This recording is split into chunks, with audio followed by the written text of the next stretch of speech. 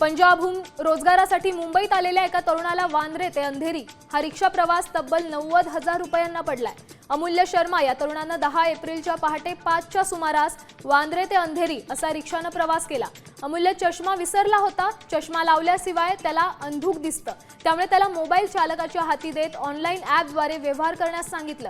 तेव्हा चालकाने 1,500 रुपयांऐवजी तब्बल 90,000 आपल्या खात्यावर घेतले। अमूल्य शर्मा नावाचा तरुण पार्टीसाठी गेला होता। 10 एप्रिलला पहाटे 5 वाजता वांद्रे ते अंधेरी रिक्षाने प्रवास केला। मुंबईत नवख्या अमूलला रिक्षा चालकाने 1,500चं भाडं मागितलं। चष्मा विसरल्यामुळे मोबाईल चालकाकडे देत त्याने पैसे ट्रान्सफर केले।